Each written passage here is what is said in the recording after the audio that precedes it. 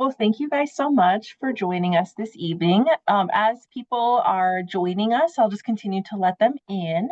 But in the meantime, my name is Tarisha Greyhorse. I'm the program director for Friends of the Children Sapa, and we are so honored and so fortunate to be able to receive these teachings from Richard Two Dogs, who, if you don't know, is our cultural advisor here at our nonprofit, but also an incredibly prominent figure, an elder in our community. So we're so grateful for the time that he's able to provide us. These teachings are offered on through the generous donations of Prairie Edge here in Rapid City. So we're so thankful for that.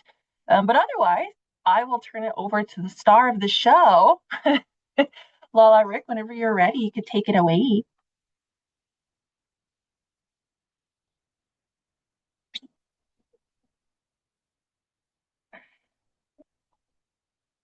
Oh, let me. Oh, sorry, I'm clicking buttons here. My bad. If you're talking, Lala, I accidentally muted you. I'm sorry. Can you see my screen? Yes, we can. Okay.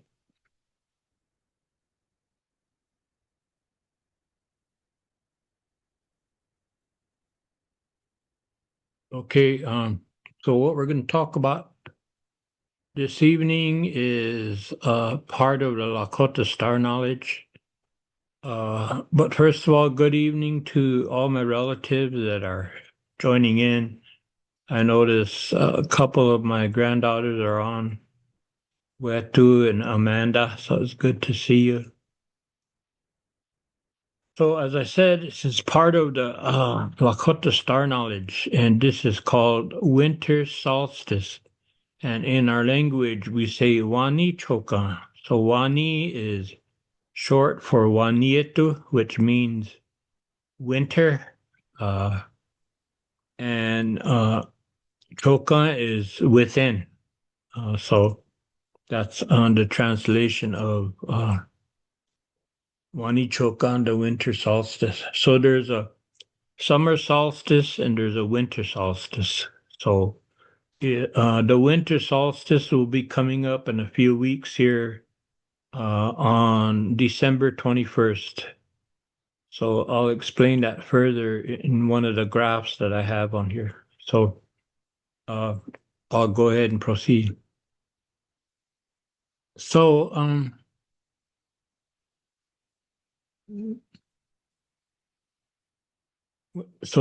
this is connected to Trayamani Chankahu, known by people as Trayamani Chankahu is the womb of the buffalo.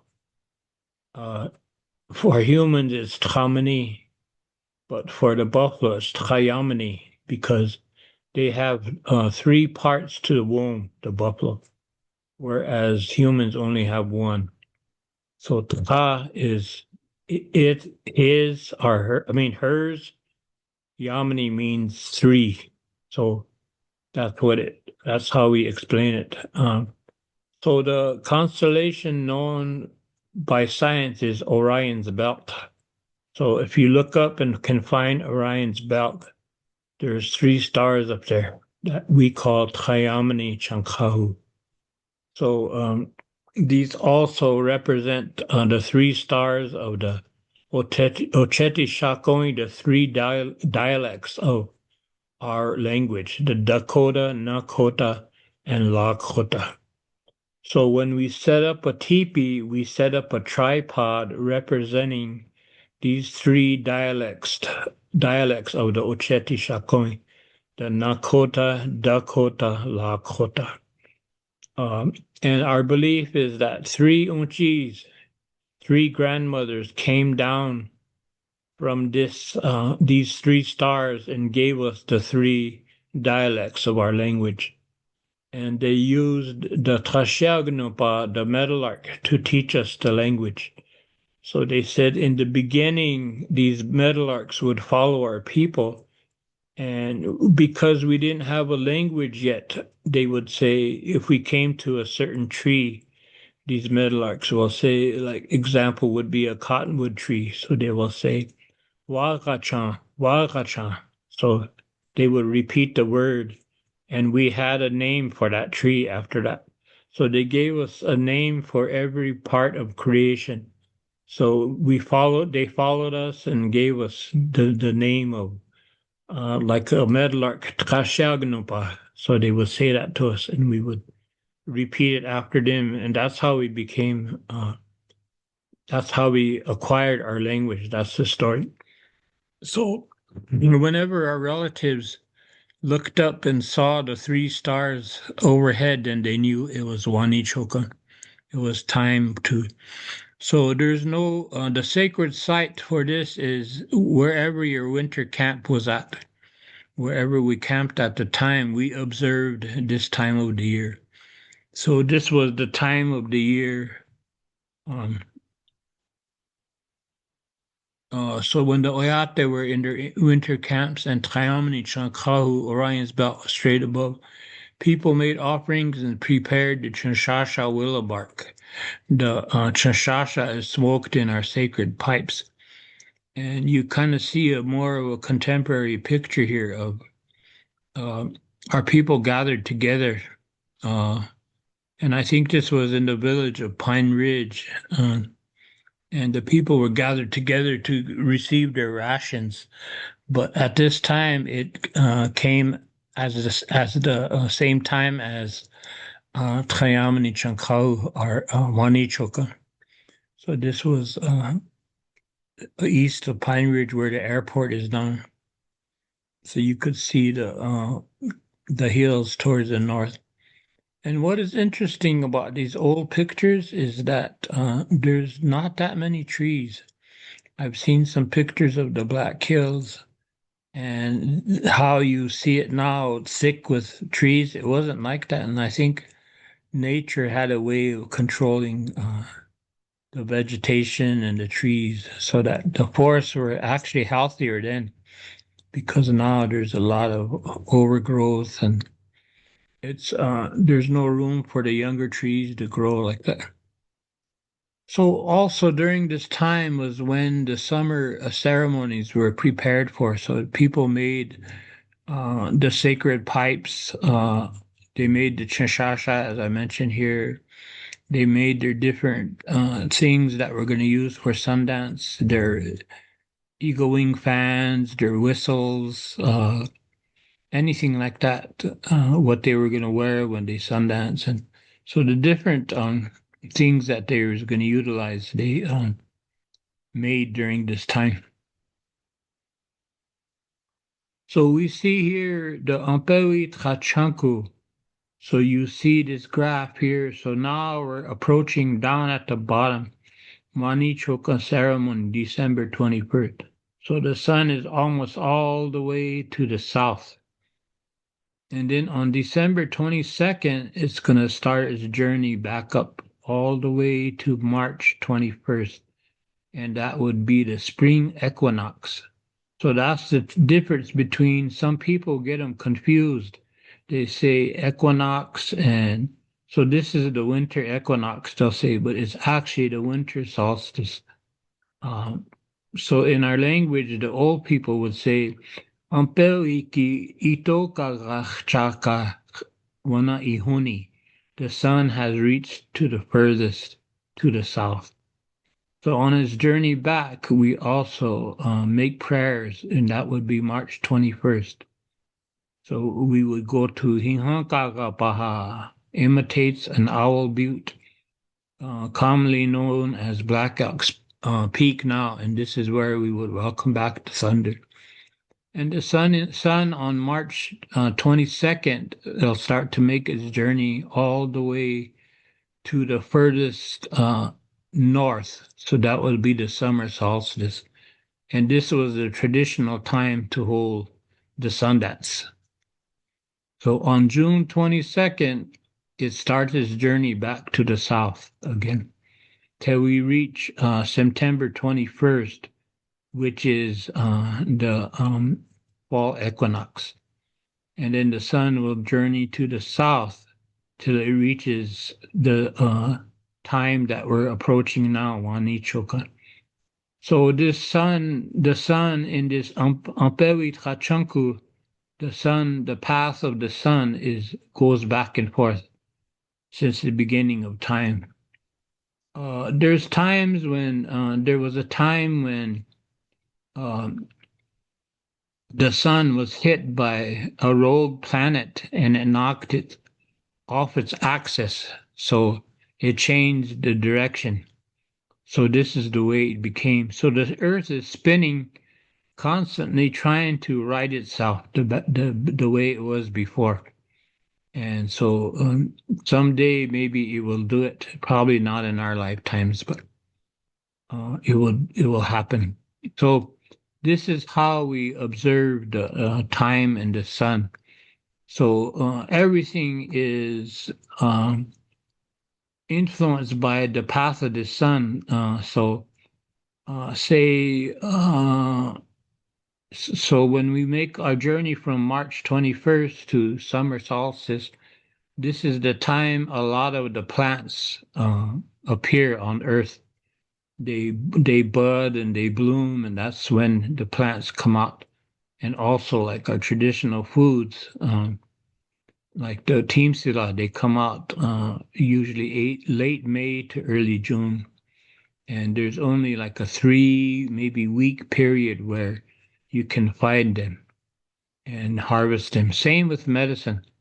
So they call it, the top of the medicine is called the hu, which is the source of or the how we identify the plant.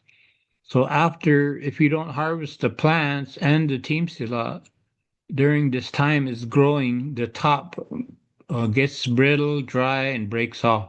So you can't find that plant or that medicine under the earth again till the next spring. So uh, our ancestors used to go out in large numbers and they would harvest the medicines and they would harvest traditional foods like Teamsila, traditional plants. So there's a period there that there's a growing season, and this extends into like July and August. The growing period extends into that. So there's a saying that this is called in our language. It's a vortex, but we call it a kalpemini.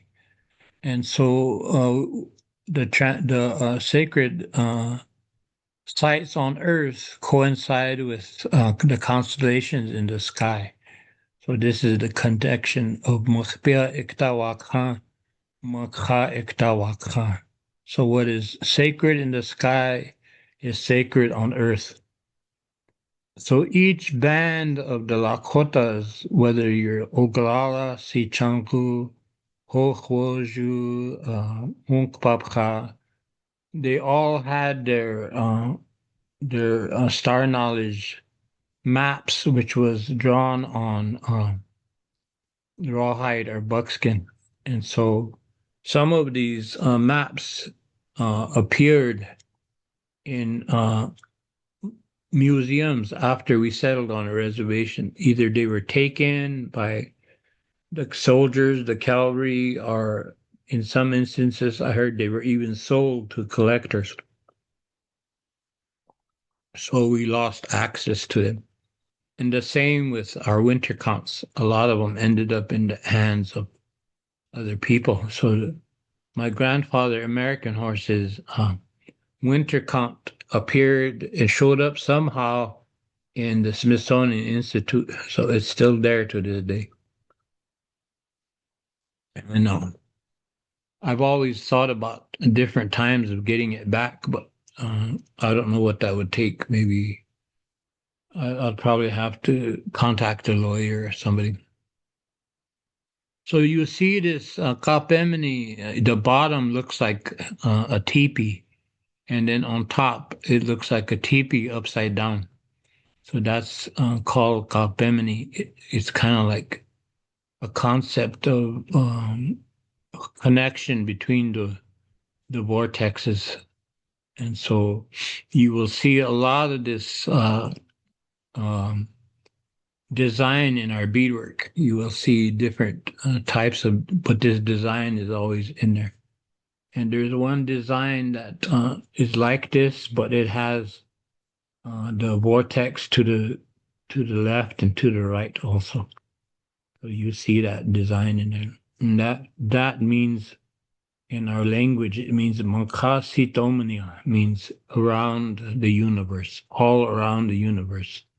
So it represents what is sacred in the sky, what is sacred on earth, and what is sacred to the four directions. That's called the Makasitomania.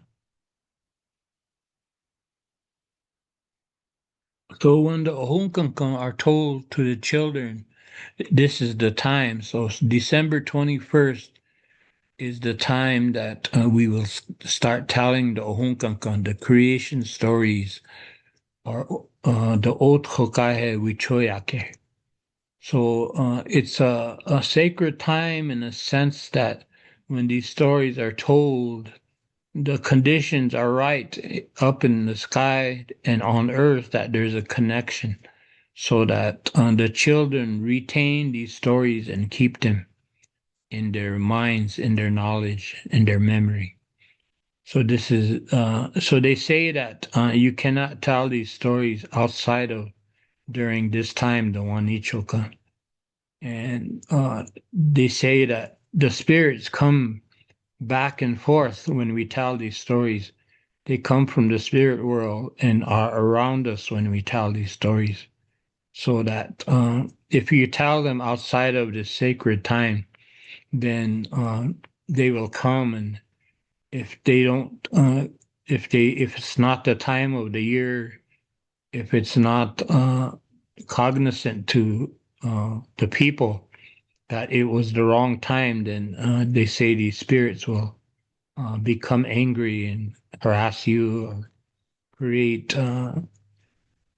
some kind of discourse in your life. So that's why we pick this time because it's the ideal time spiritually that these stories are told.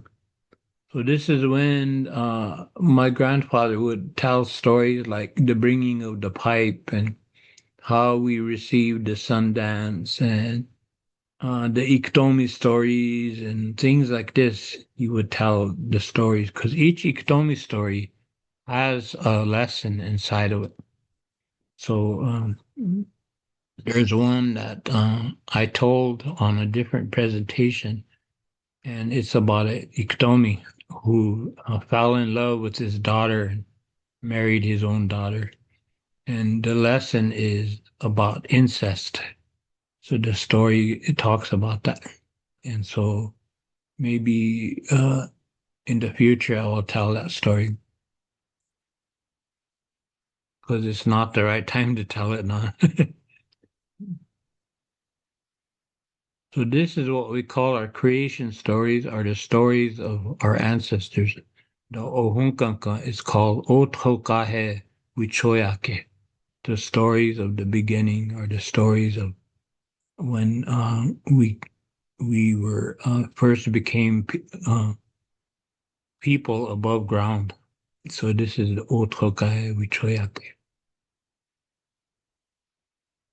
So, like I mentioned earlier, this is when the time of the sacred pipes are made, and also like the pipe bags, the chantojuha, as we call it, that is there. So the designs would be done. Sometimes the families would carry a certain design in their family, so they would pattern after that. And some of it comes from visions or stories that the people had. So um, this is time to take your time in making your sacred objects and reflecting on why you're doing this. What do you hope to accomplish? You know, your prayers. Maybe you're going into the Sundance. Maybe you're going into a vision quest. Maybe you're going into a spiritual journey that that you need to make to better yourselves. And in modern times, I see a lot of people sundance because of addictions. They're trying to break themselves from an addiction. So they've taken up the sacred pipe and followed the spiritual ways to try to help themselves. So there's different reasons why people go into this. So you see this pipe here, it probably was made by somebody who, took their time because they say that your thoughts should always be in prayer when you're making these sacred things, so you don't hurry yourself and you don't try to rush and do as quick a job as you could, but to do it slowly and reflect. And that's true of making the sacred red willow bark too, the chashasha. You do it slowly so that, and it's kind of therapeutic if you've ever done it, working on these things, because it helps you to have patience and to concentrate on what you're doing. And I used to make pipes with my father when he was alive, and he was a really good pipe maker, and he also made the sacred pipe bag, the chatoja, and he would do loom work and like that. And he had, a large collection of sacred pipes and pipe bags, and he would trade them to people for like he would never sell them, but he would trade them to people for like buckskin or different things, beads that he needed for more work. So he would never sell them in that way. So, Kakoza, maybe we could stop there if anybody has questions, and then we can continue on. Yeah, absolutely. If you guys have any questions at any time throughout, you can always type them in the chat. Or we also have a small enough group that if you want to ask it out loud, you're more than welcome to come off mute as well.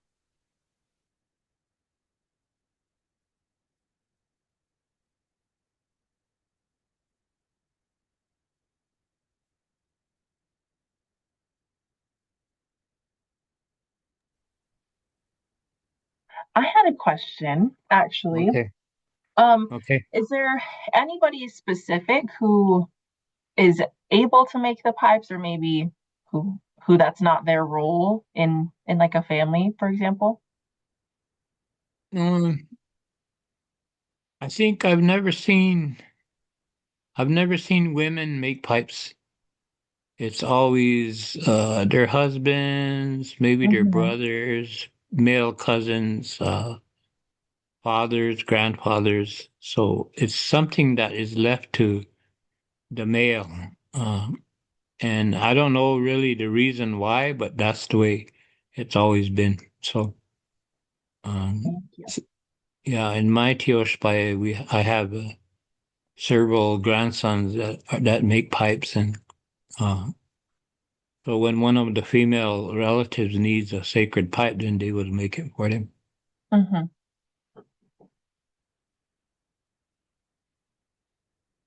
Anybody else have a question?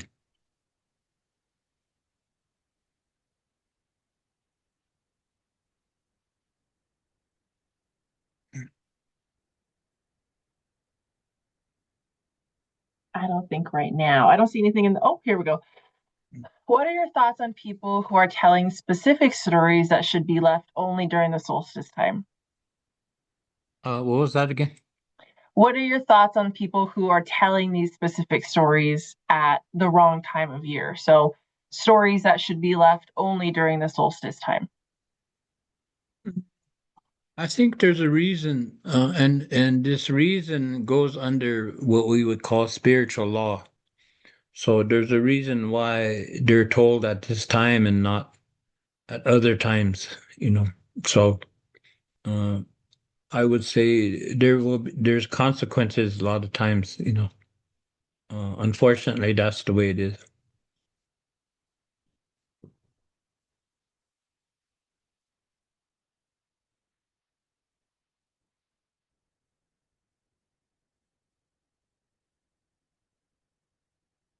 So this is a picture of the Chashasha, the red willow bark, and it's prepared for the summer ceremonies.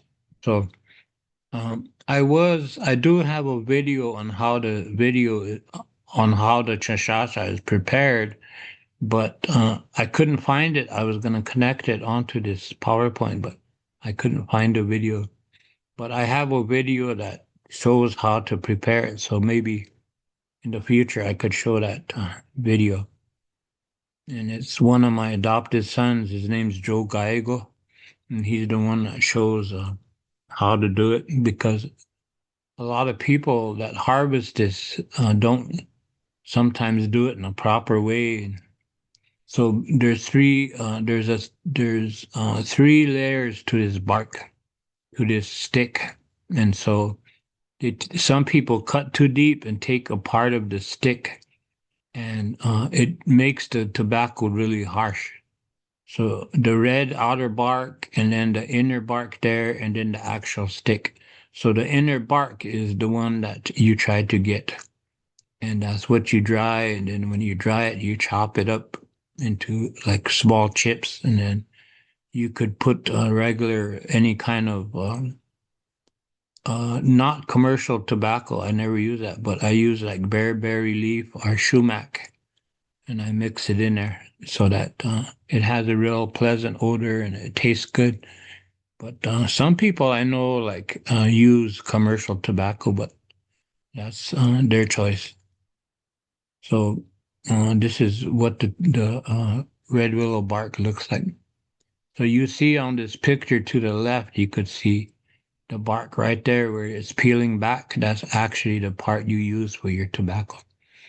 But don't cut deep enough to where it gets a part of the stick because that makes it really harsh.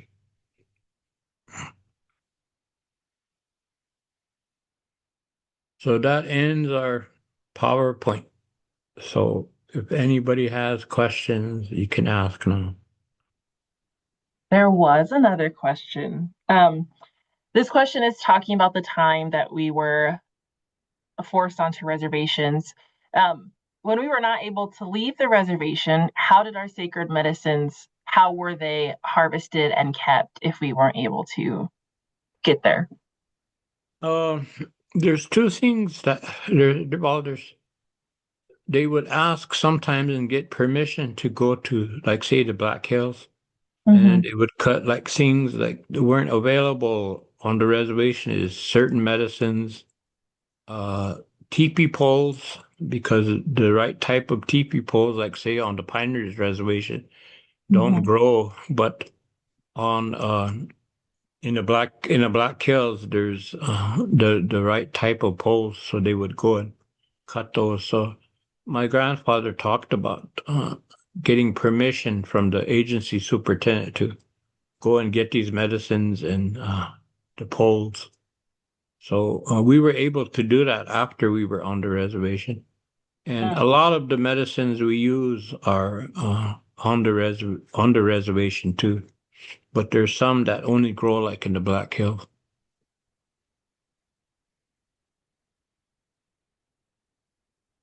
Thank you.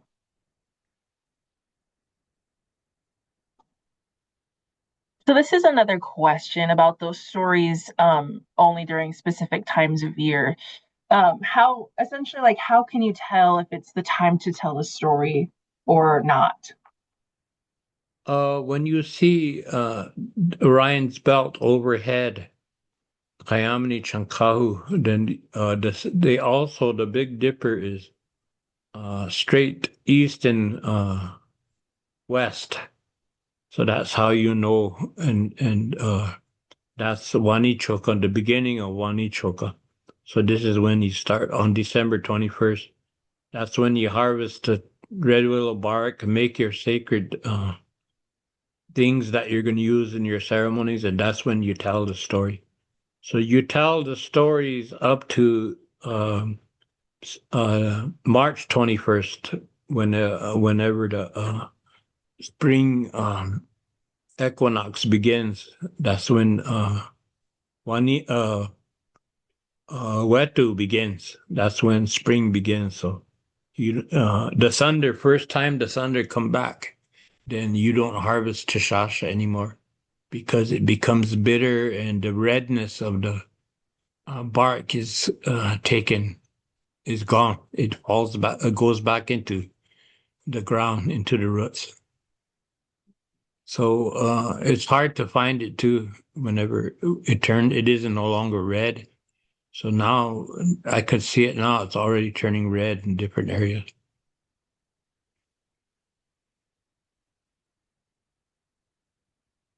Thank you.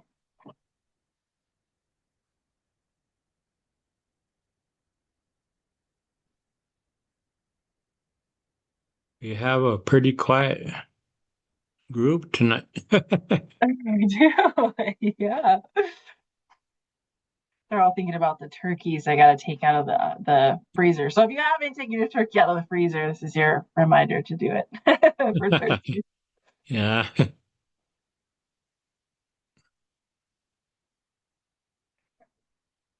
Yeah, the presentation is short this time because we're focusing just on one thing, which is Wani. Hmm.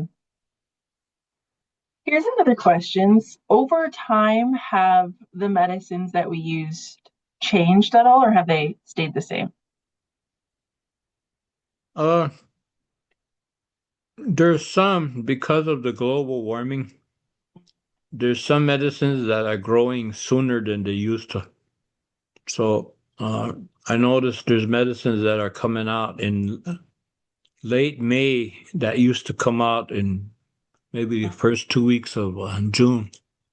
So Hmm. the global warming is affecting the growing seasons of our plants. Hmm. Wonderful. Someone said, "Thank you, Lakshi Rick. Good health to you and your family." Thank you. Yeah. If if you don't have a question, you're more than welcome to hop off. These teachings are recorded, so they will be posted to our official YouTube channel and there to watch at your leisure. There's other videos there too, but um, if any of you do have questions, then go ahead and hang on, and you'll have the chance to answer them.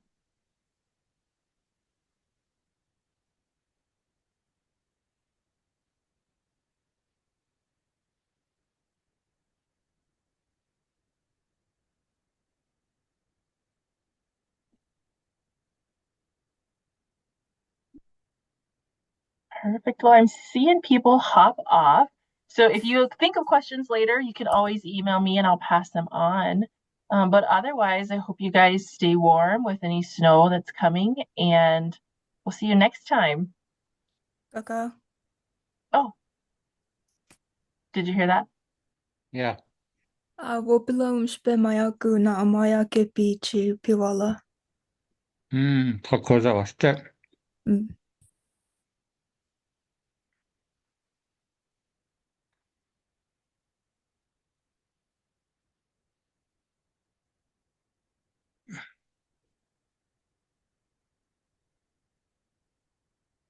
All Okay. right. Yes, I'm not seeing any other questions, so Oh, I will I see have a you guys. question. Oh, perfect. Go ahead. Um, Trying not to word it very long or complicated, but um, with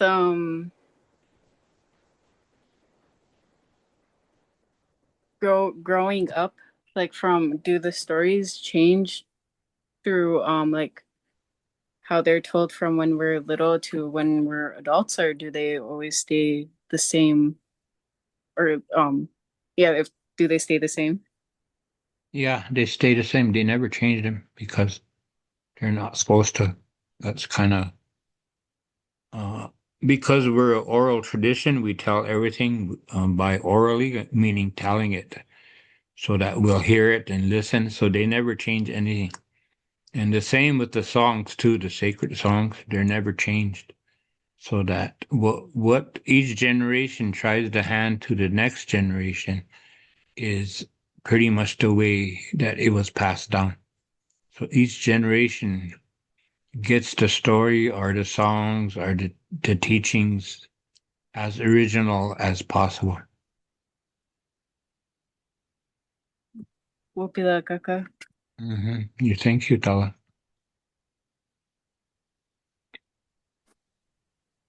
Kaka. Hmm. Um, my mom wants to know if there's something if we need to make a new waluta for our home at this time, like during the winter time or.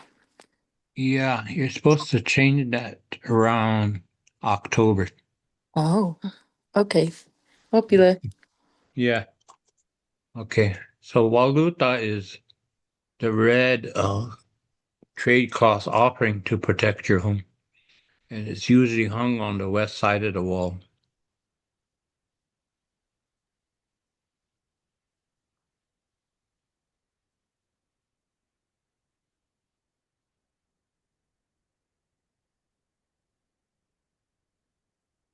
Well, I guess there's no more questions. I don't think so, at least right now.